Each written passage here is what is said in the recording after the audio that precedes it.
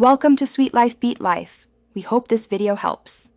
In this video, I will explain how to cook pumpkin leaves. First, select vibrant, young leaves for the best quality and flavor. Carefully remove the tough outer skin from the stems, pulling away any fibrous strands. Thoroughly wash the leaves under cool, running water, ensuring all dirt and debris are gone. Finally, stack the clean leaves and chop them into 1-inch, manageable pieces, preparing them perfectly for your dish. Next, we will gently blanch the prepared leaves.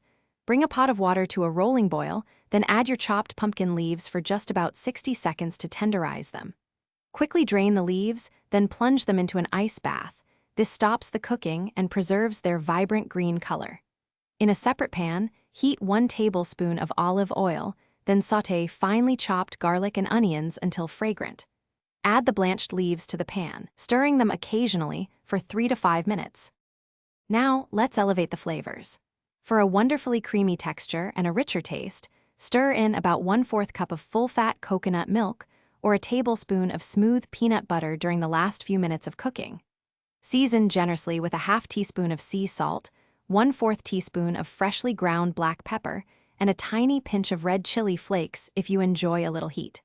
A squeeze of fresh lime juice right before serving adds a bright, zesty finish to this delicious vegetable dish.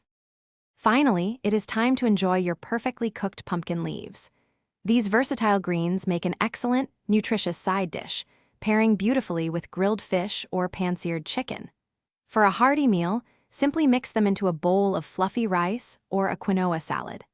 Garnish with a sprinkle of toasted sesame seeds or some fresh cilantro for extra flavor and visual appeal. Leftovers can be stored safely in an airtight container in the refrigerator for up to 3 days. Thanks for watching. Consider subscribing if we helped you.